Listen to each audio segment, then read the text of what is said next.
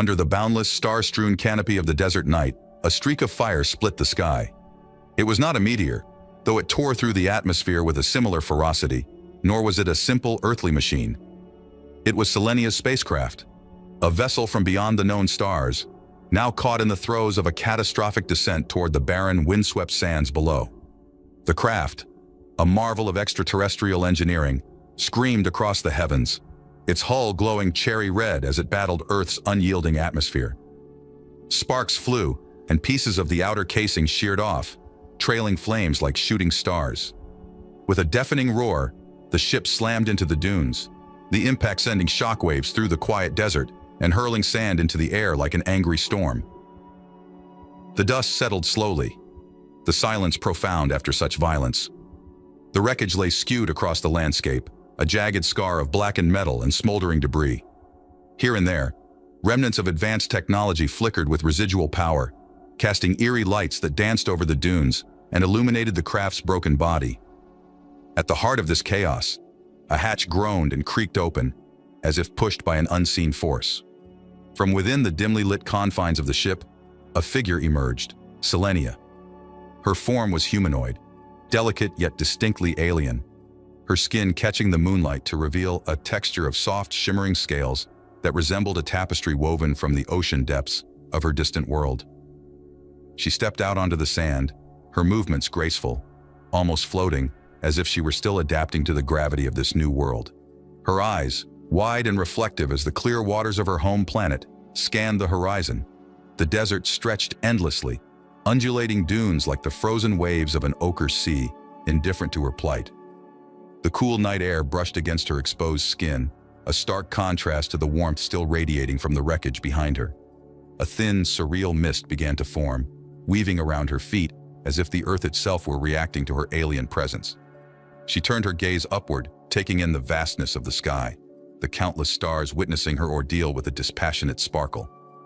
Selenia took a deep breath, a mix of the foreign planet's air filling her lungs, laced with the metallic tang of her ship's scorched interiors. It was a smell that spoke of failure, of a journey ended too abruptly. Yet, there was a tranquility here in the aftermath, a silence that allowed her thoughts to gather, to turn towards survival. Her first steps were tentative, crunching softly over the sand as she explored the perimeter of her crashed ship. She needed to assess the damage, to understand the full extent of her situation. Her fingers brushed against the cool metal of the hull, feeling the pulse of residual energy beneath her touch. Selenia knew the challenges ahead were immense. Stranded on an alien planet, alone and vulnerable, she needed to secure shelter, find sustenance, and perhaps a way to communicate with her people. But first, she needed to ensure her immediate survival and safety from any earthly beings who might have witnessed her fiery descent. As the first light of dawn threatened to creep across the desert, painting the sky with hues of pink and gold, Selenia stood resolute amidst the wreckage. She was far from home, yes, but not defeated. This planet, with its vast deserts and cold nights, was not so different from the more arid regions of her own world. There was a familiarity in the isolation, in the stark beauty of the landscape, that steadied her resolve. She was alone, but she was alive. And as long as the stars shone down upon her, Selenia knew she would find a way to survive, to adapt, and eventually to thrive. Chapter 2. A World Apart. As the first rays of dawn broke over the horizon, they revealed a landscape that was at once starkly beautiful and hauntingly alien. The desert, bathed now in the gentle glow of the morning sun, stretched endlessly in every direction, its sand dunes sculpted by the wind into soft, rolling waves. The quiet was profound, disturbed only by the occasional whisper of the breeze and the distant cry of a solitary bird. Selenia stood amidst the wreckage of her spacecraft, her figure silhouetted against the lightening sky. She was a stranger in a strange land, her presence an anomaly in this desolate expanse. With the sun's rise, her otherworldly appearance became more pronounced.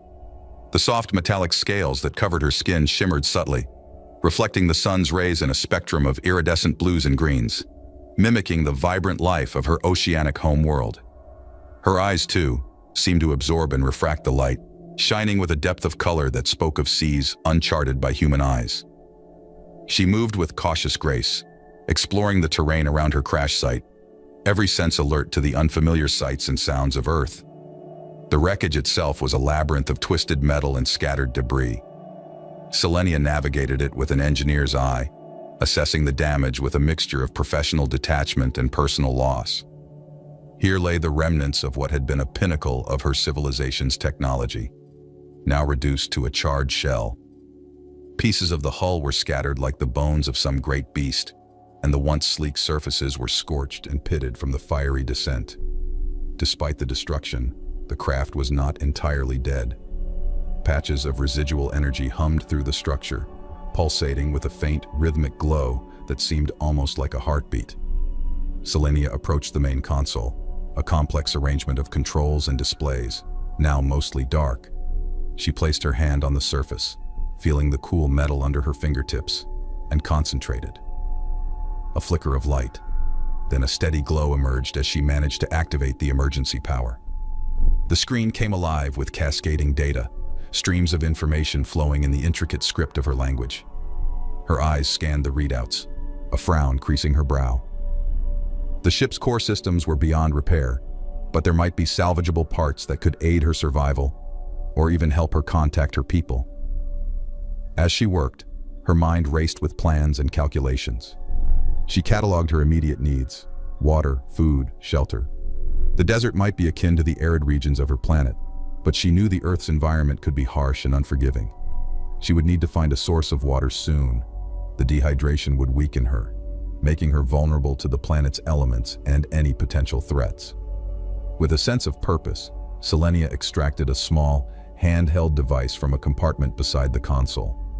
It was a scanner, designed to analyze and report on environmental conditions and available resources.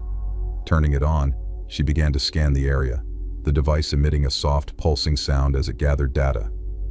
The scanner's display indicated the presence of a water source, surprisingly close, hidden beneath the sands.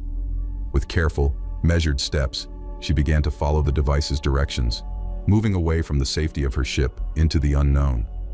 The sun climbed higher, its heat intensifying as it rose in the clear blue sky. Selenia's journey took her over dunes and through rocky gullies, each step marking her deeper into the Earth's embrace.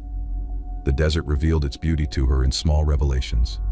Tiny flowers stubbornly pushing through the sand, the intricate patterns of lizard tracks crisscrossing the dunes, the distant mountains standing as silent sentinels over the vast, quiet land. Chapter 3.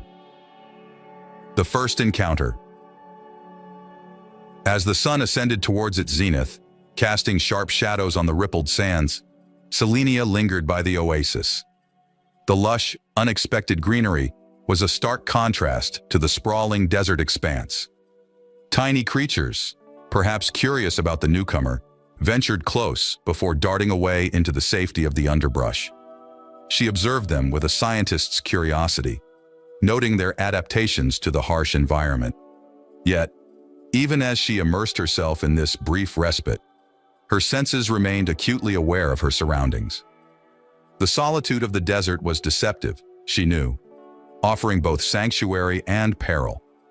It was this blend of vigilance and vulnerability that pulsed through her as she sensed, rather than heard, the approach of another. Lucas, having heard rumors of a strange fireball crashing into the desert the previous night, had set out at dawn with a mixture of apprehension and excitement. His old pickup truck, laden with supplies and a few rudimentary tools for salvage, bumped along the uneven terrain, more guided by intuition than by any clear path. As he crested a dune near the oasis, his eyes caught the glint of sunlight on metal, not the dull sheen of desert rocks, but something else. Curious, he slowed, then stopped the truck at a safe distance. Climbing out, he shielded his eyes against the sun's glare, scanning the area. His gaze fell upon Selenia, her figure reflected in the tranquil pool of the oasis. The sight of her, so obviously out of place in this rugged landscape, took his breath away. Selenia, feeling the weight of his stare, turned gracefully, her eyes meeting his. In that moment, a cascade of possibilities ran through her mind. Was he a threat or merely a curious local? Her training had prepared her for potential hostility, but her instincts told her this encounter would shape her fate on this foreign planet. Lucas, for his part, remained motionless, his initial shock giving way to awe.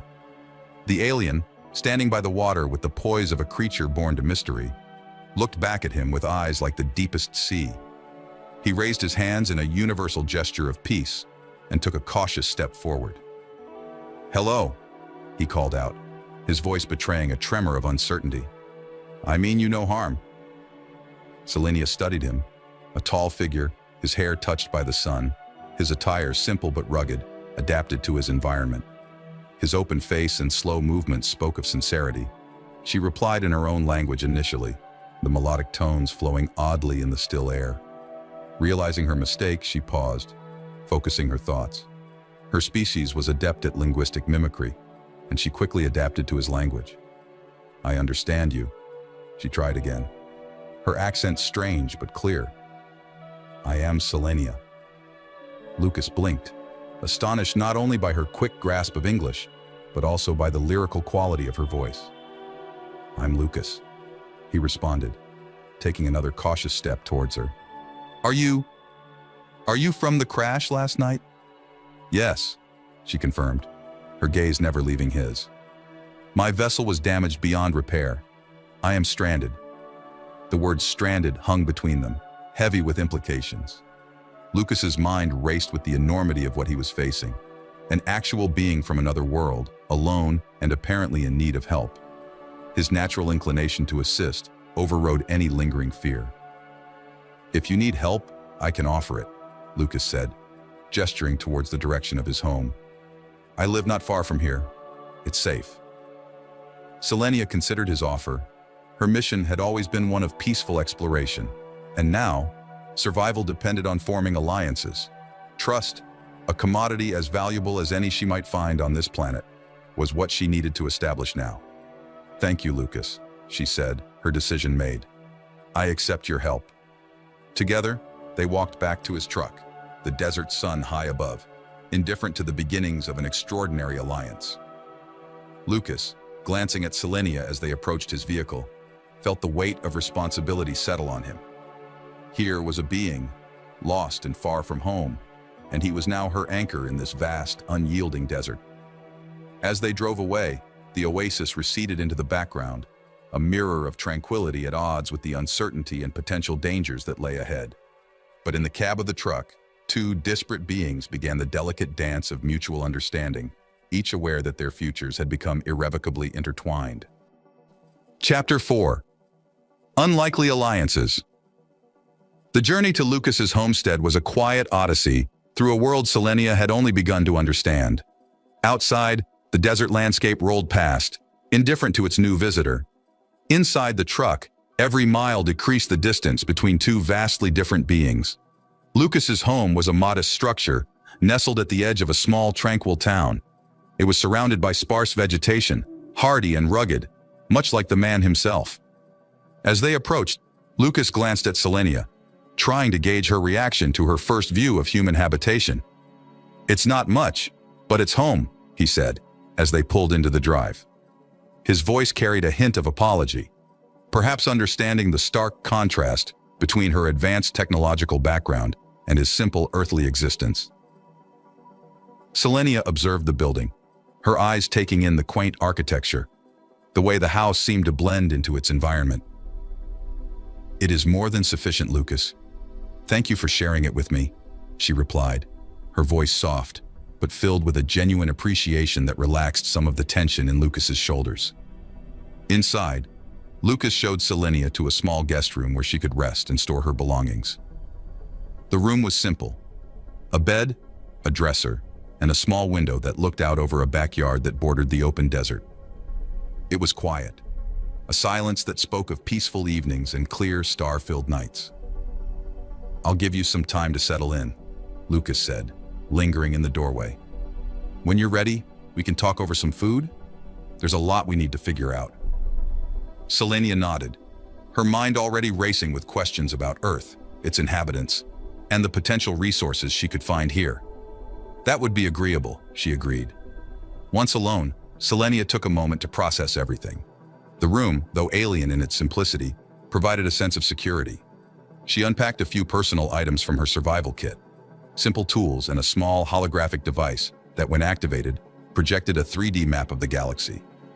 She traced the light beams with her finger, pausing at the representation of her home planet, a reminder of how far she had traveled and how isolated she now was. Several minutes later, refreshed and composed, she joined Lucas in the kitchen. He had prepared a simple meal: bread, some form of cooked meat, and a fresh salad. The food was unfamiliar to her, but she appreciated the effort, understanding the importance of sharing a meal in human culture. As they ate, they began the delicate dance of exchanging information. Lucas was full of questions about her technology, her culture, and her reasons for traveling through space. Selenia answered what she could, mindful of revealing too much, yet driven by a need to build trust. "I came in peace, to explore and learn," she explained. "My mission was one of discovery, not conquest. The crash was unfortunate." Lucas listened intently, his earlier awe shifting to a more profound respect. He shared stories of Earth, its wars, and its wonders, highlighting both the beauty and the challenges of his world. "It's not easy, living here sometimes," he admitted. "But there's a lot of good too, a lot of beauty."